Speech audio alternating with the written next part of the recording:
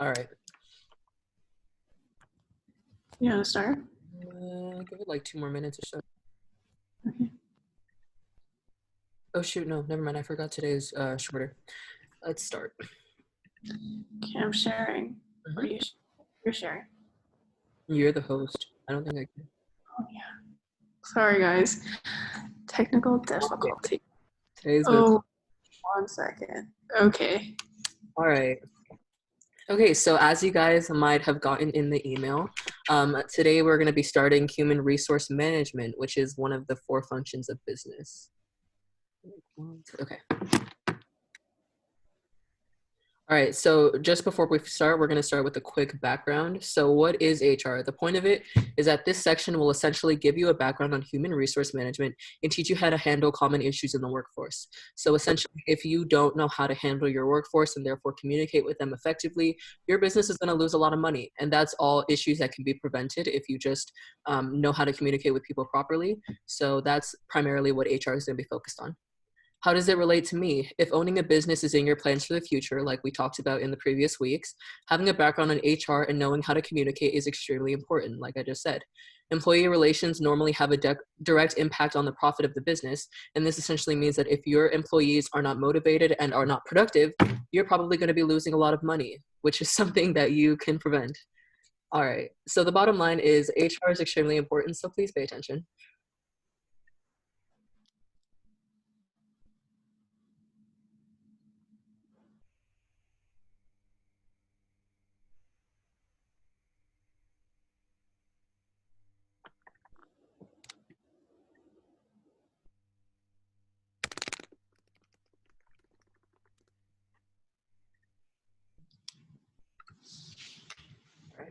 So the first lesson is organizational structure.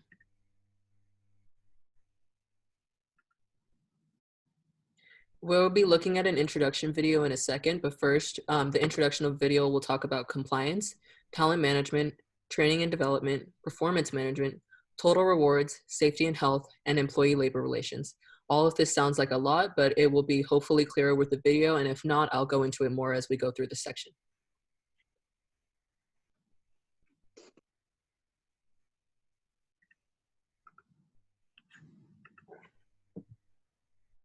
Welcome back. This is the first video in Lesson 2. The objective of Lesson 2 is to convey an understanding that there are different ways of managing human resources. The first step is to make sure that everybody has a basic understanding of the key functions of human resources, HR. Welcome to my animation on the basics of human resources. Suppose somebody has an idea for a product or a service, maybe a new line of kites. So in order to make and sell these kites, we need some materials, nylon fabric, string, some carbon fiber rods. But these inanimate objects aren't going to make anything on their own. How will the kites get constructed? We need people. How to market and sell them? We need people. How to collect revenue and pay expenses? We need people. How to deploy these people? We need more people. So human resources is critical to any organization. The first HR task is to figure out what work needs to be done and how to break this work into effective jobs. So we can start with a workflow analysis to determine the business processes that need to be completed. Then HR does a job analysis to figure out how to construct jobs to complete these required business processes. Suppose there's some production tasks like measuring and cutting. Maybe there's some business tasks that need to be completed in terms of accounting or inventory management or accounts receivable. And so we need to figure out these tasks and then put them into sensible jobs. So maybe in a small organization, we put these production tasks together into jobs and these business tasks together into a job. But now we need people for these jobs. So the next HR function is recruitment and selection. We need to advertise these jobs, get job applicants, interview the applicants, figure out who has the skills and the aptitude for these jobs, and who's going to be a good fit with the organization. Once employees are hired, then in an orientation program to onboard them, integrate them into the team, make sure they're fitting into the organization and they know what their tasks are and how to get things done in an appropriate way, consistent with the organization's values.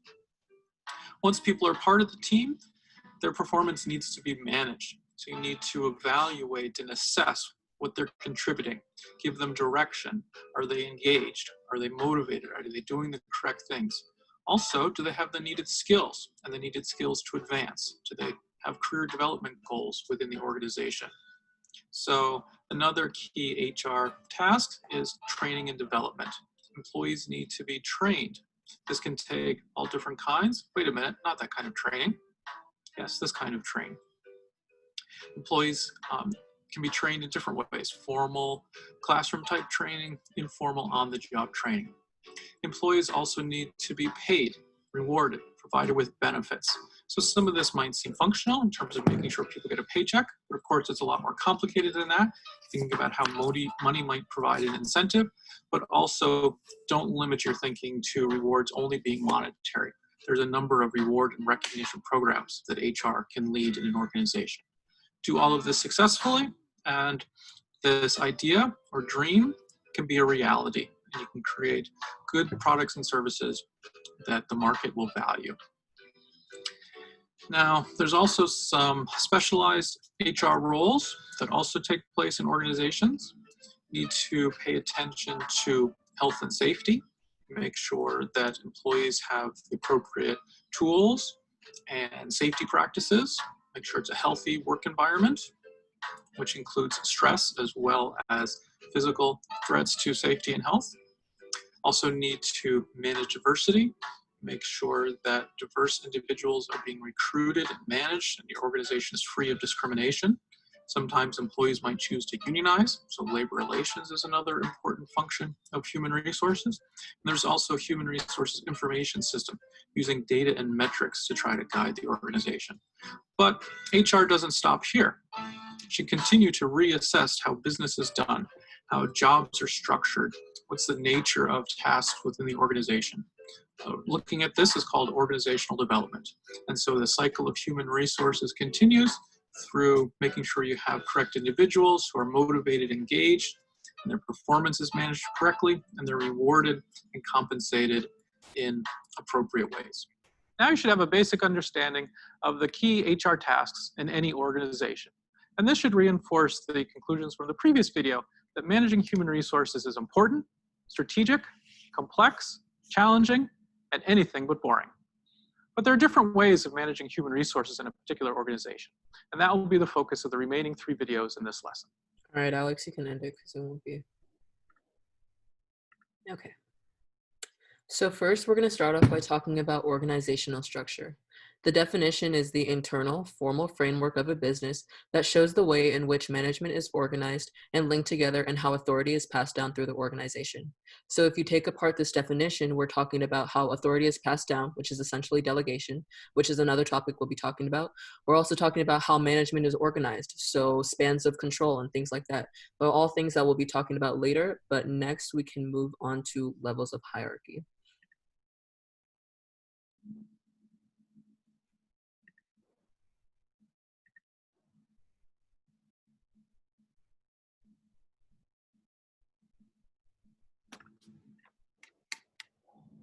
All right, so levels of hierarchy. The definition is a stage of the organizational structure at which personnel on it have equal status and authority. It identifies the supervisors and establishes formal relationships. And essentially there are 2 types. There is the tall/vertical structure, which means many levels of organization. And then there's the flat/horizontal structure, which means one boss and many employees. So essentially the tall/vertical section, actually, let's wait till you guys write this down and we'll go on to it on the next slide.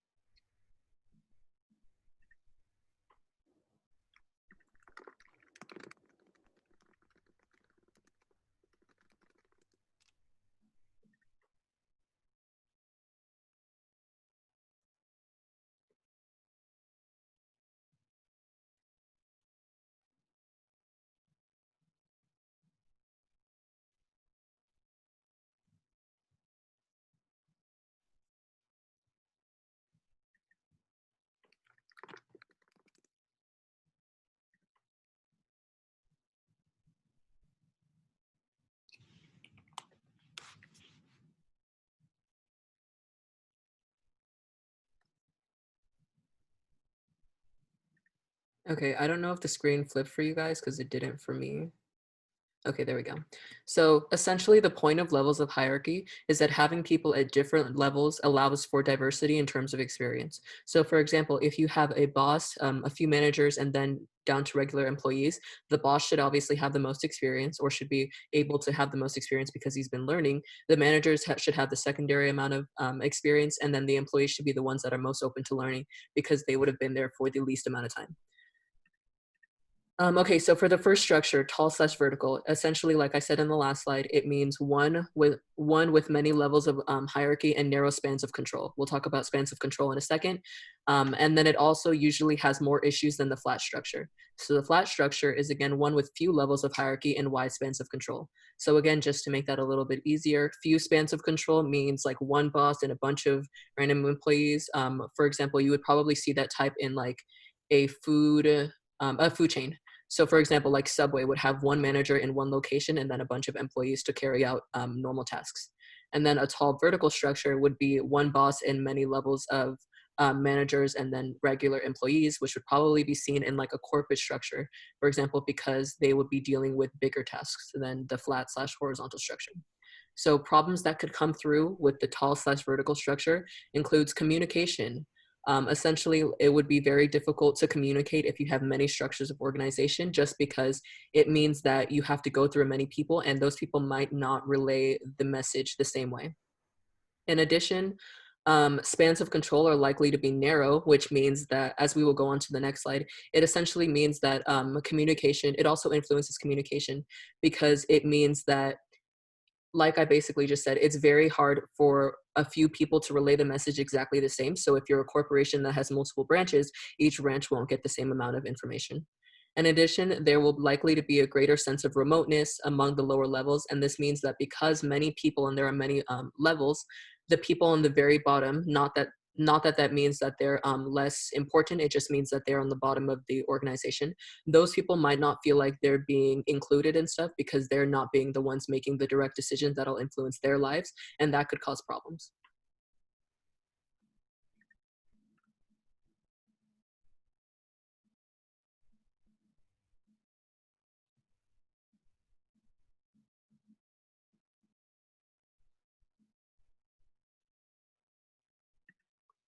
Okay, so spans of control. The definition is the number of subordinates reporting directly to the manager. So it's essentially the employees. There are two types, which is wide, which means that the manager can be directly responsible for many subordinates. And then there's narrow, and then that means that the managers are responsible for few subordinates. And basically, this is using a bunch of fancy words, but it just means wide would be an employer being responsible for a very large amount of people, while narrow would just be being responsible for maybe like 2 to 50.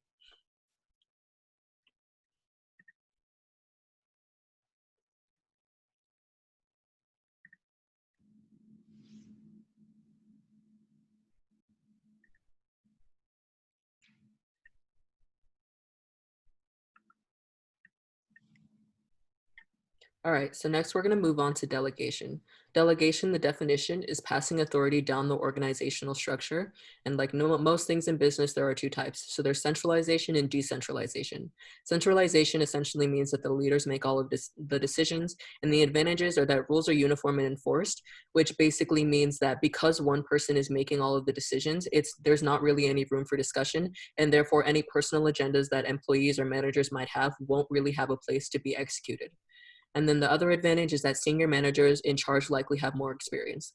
Well, that kind of just goes into what the organizational structure is probably in most organizations. So if somebody is being promoted to a manager, it's probably because they have more experience and therefore more knowledge on how to proceed and any problems that might take place, or any actually just normal decisions that have to be made. So if they have more experience, they can obviously make the right decisions in directing the business, which is obviously an advantage.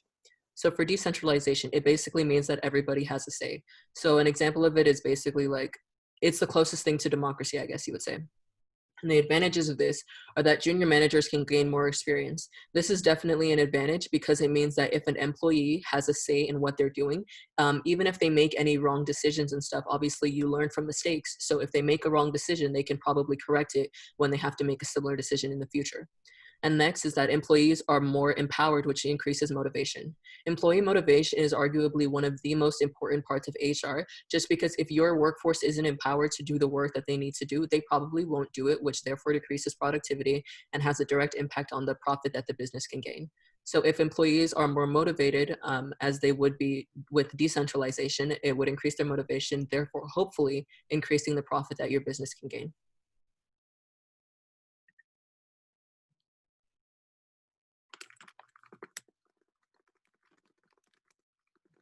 Also, you guys can let me know if I'm changing the slides too quickly, and then at the end we can go back. But Same thing about me speaking too quickly. I have a problem, so if it's too fast, let me know, please. and then since we are on a shorter amount of time, we may have to go a little bit quicker. But again, we'll be posting this on YouTube, and then you can always email or DM us if you have any questions about anything. All right, so this is just a small graphic depicting like what delegation is. So as you can see, there are like 3 prongs, which are responsibility, accountability, and authority. And responsibility is just essentially making sure that one or a few people are responsible for keeping everybody in line, which means that everybody does their work, which is again, the point of delegation. Accountability is ensuring that everybody in the team finishes their tasks and contributes equally to the organization as a whole, which is again, making sure that everybody does their work, which is delegation. And then lastly, authority is inputting authoritative figures to act as the guide for how other people can act. So hopefully these guides would be able to inspire their workforce to do the work the right way, in the way that the boss or the organization as a whole wants the business to proceed. And again, this would also play into delegation, because it would be making sure that everybody does their work the right way. All right, types of organizational structures. So there are 3. There are by product, by function, and by region. So by product, it's obviously focused on a product, as you can see by the name.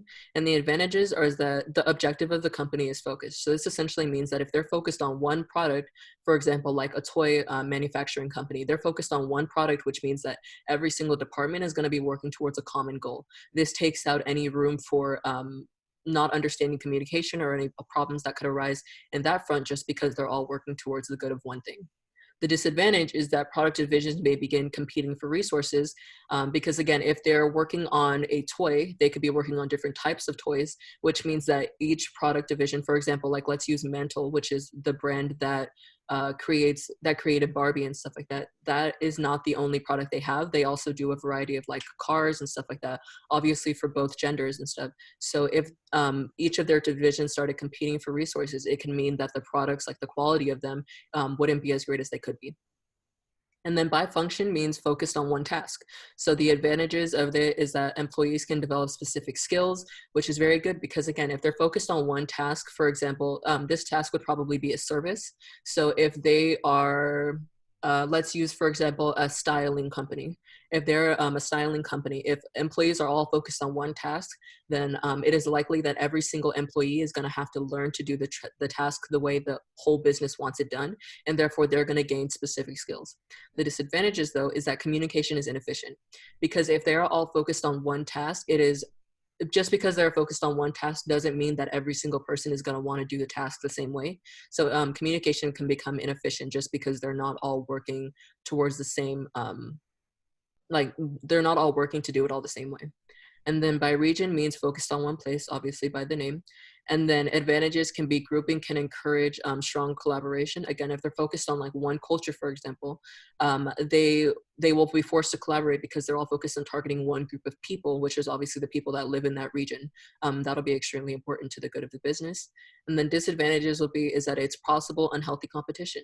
Again, if this is a business that is looking for approval from their consumers and stuff, possible unhealthy competition can arise because they are looking for the approval of these people. And if one division gets it and the other one doesn't, it could lead to unhealthy competition.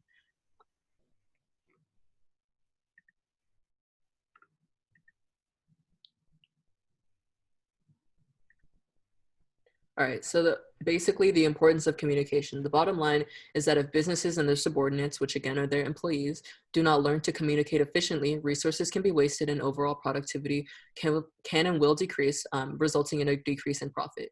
I've basically explained this and hopefully said it a few times so that people understand the importance, but it's essentially that if you don't know how to communicate with the people that obviously run your business, because the business is not just its bosses, it's also the employees and any janitors, anyone that does any task in the business, they all make up the whole good of the business. So if they all don't learn to communicate, they could lose a lot of money in the future. And that's obviously a mistake that can be prevented if gone about the right way.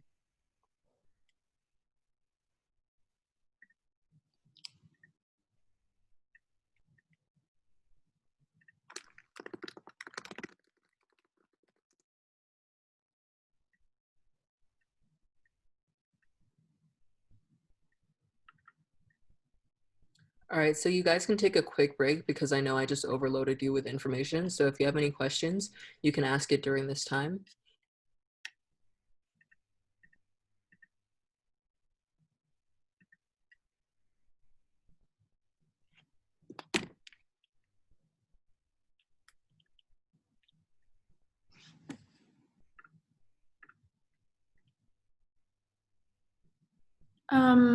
Densika, I'm so sorry for pronouncing your name incorrectly, but we can email you the slides individually. So just email us right now and then we'll send you the slides once we're done. So it'll most likely be on Monday where we will send it to you. And then the YouTube link, we'll send a link later tonight if you want another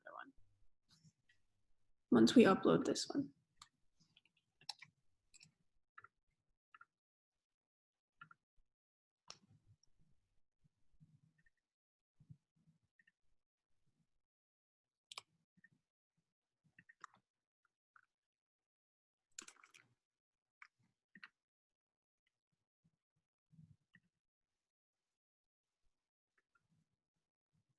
All right, so this is just a quick graphic depicting like the difference between a manager and a leader. So the leader is on the top, obviously pulling the weight with the rest of their employees, and the manager is on the bottom.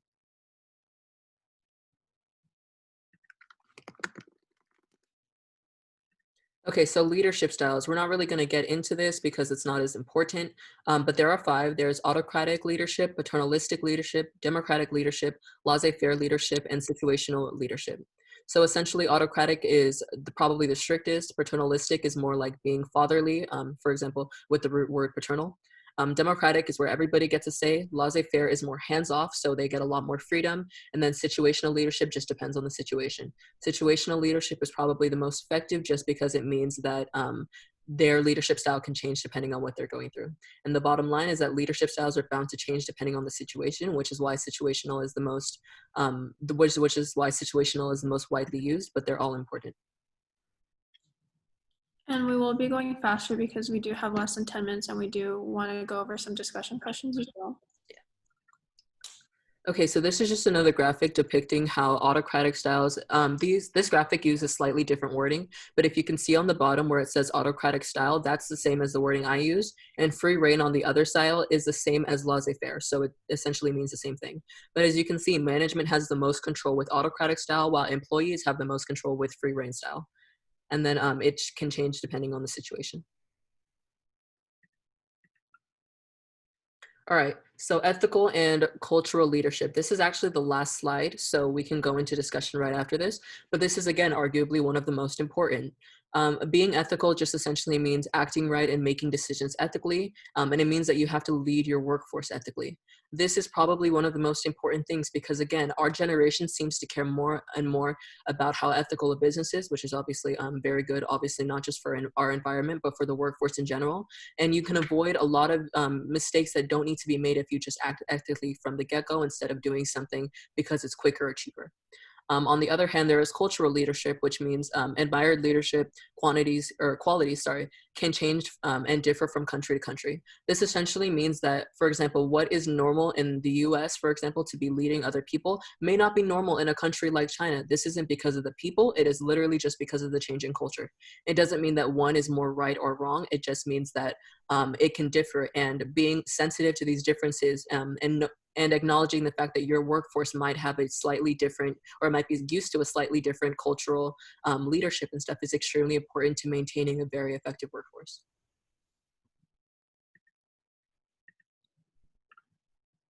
All right, so we have about 5 minutes left, or 6 minutes left actually. So we're just gonna do a quick discussion. So if everyone can turn on their cameras so we're not staring at blank screens. Or you guys can put it in the chat, but we would love for you guys to input your own voices and opinions about these questions, because normally it's just the same people every time. So we would like for you guys to not be shy and answer these questions. And don't get me wrong, we love those people. We would just like to hear from other people as well. Mhm. All right, Alex, do you want to do the first question? Sure. From the perspective of an employee, what do you think makes the biggest difference between a leader and someone who just manages you? So for me personally, there's a famous quote, but it's like a boss just kind of stands around and watches you, while a leader is like working with you and kind of effectively teaching everyone at the same time. So I believe you need to be a leader rather than someone who just manages, or a boss, because it just shows your recognition for your subordinates, and it just shows that you care about them and that you are kind of the same person, although you are the leader. Yeah, and then I think for me, the biggest difference is, again, like Alex said, it's just somebody who's like able to stand beside you, and is actually willing to listen to any concerns you have about a project or anything like that, as opposed to somebody who kind of just tells you to get over it and do what you need to do. I think being a leader, a big part of it is being able to listen and being able to adapt to the different people that you might be working with. And that is the biggest difference between a leader and a manager for me. But we would love to hear from you guys. So if you guys have any opinion on it, please drop it in the chat.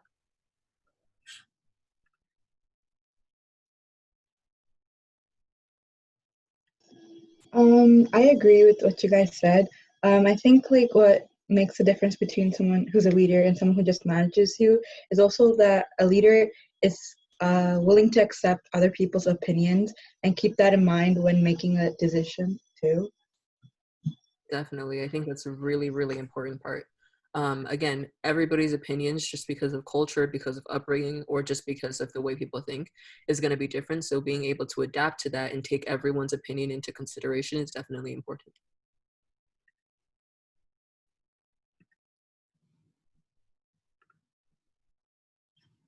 Can we get anybody else?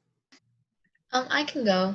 Um, so when I see the word like that, someone who just manages you, it sounds really like they sort of treat you as a tool in whatever plan that they have, instead of having you like collaborating with you and your ideas and what you can bring to the table. And so rather than someone who can frankly actually abuse you in like however they want, you want someone who can, even though they're sort of in a higher position, they're still someone who you can trust and someone who you can sort of be open with, you know? Yeah, I completely agree. And also, Maria said, I think formality is kind of a difference, and that's completely true as well. Let's move on to the second question, Kimberly. Yeah. So the second question is, what does delegation mean to you, and how would you use it effectively in your future business or just in your day-to-day life? So instead of us answering, we would like for you guys to answer. Sophia, Jasmine, Ashley, Catherine. I can't see the names. It doesn't matter if your question is right or wrong. It's just so that you guys can kind of End it anyway. So, and you are all very, very smart. So I don't doubt that your answer will be correct. yeah, and you guys can relate it to your daily lives and so maybe a business.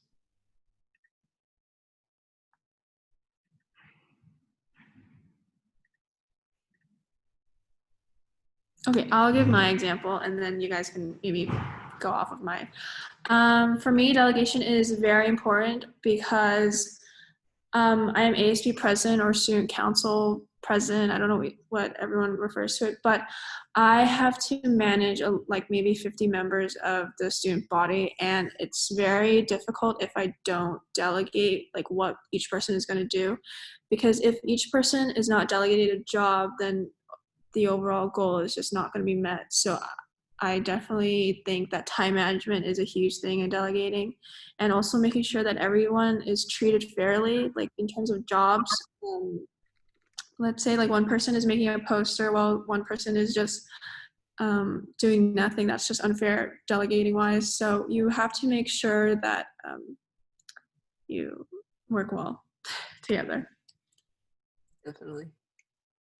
And we kind of ran out of time with this question because we have like less than a minute left.